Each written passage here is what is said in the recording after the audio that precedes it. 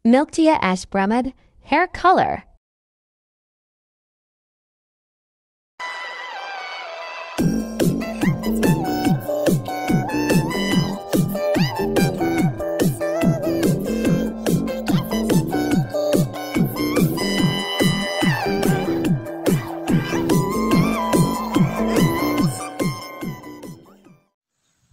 Hi mga kakmami! So ngayon subukan natin magkulay ng buhok kasi sobrang dry na. Try naman natin para makatipid. So DIY tayo using Brie Mode. Yung gagamitin kong kulay ngayon is Milk Tea Ash. Kasi since trending siya sa ito po. Trending siya sa TikTok. So try natin. 9% oxidizer. Ayan, 9% oxidizer. Super Flex.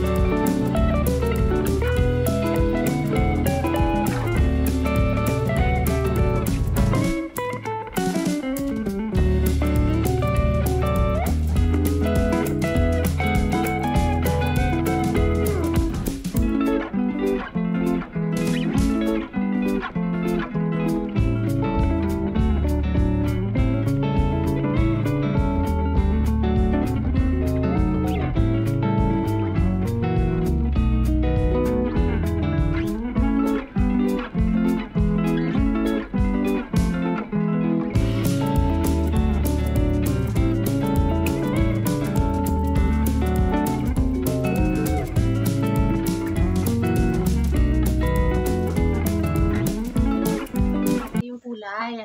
Nakapagligo na, banlawan na natin siya. So, ayan, medyo maliwanag, pero okay lang. Pag sa labas kasi, mas lalo siyang naglalighten. Pero maganda, in fairness, maganda siya.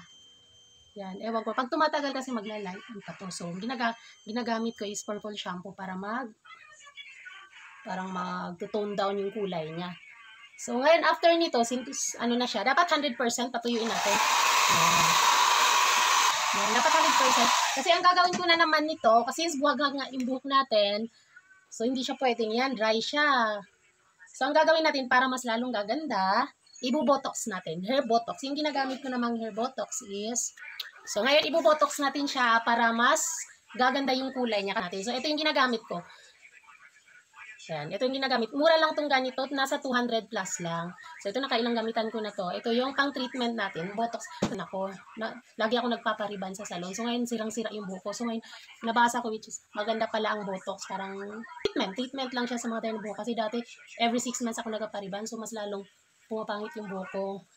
Tsaka, kunting kaalaman, alam nyo ba, ang riban daw is nakaban sa US. Hindi siya advisable. So, instead na riban, ang ginagamit ngayon sa salon, hindi ko alam kung which specific country. Ang ginagamit ngayon sa salon is Botox. So, maganda siya. In fairness, maganda talaga ang kulay ng Bree Mode na milk tea. So, abangan natin mamaya. Patuyuin ko lang 100%. Tapos, treatment natin.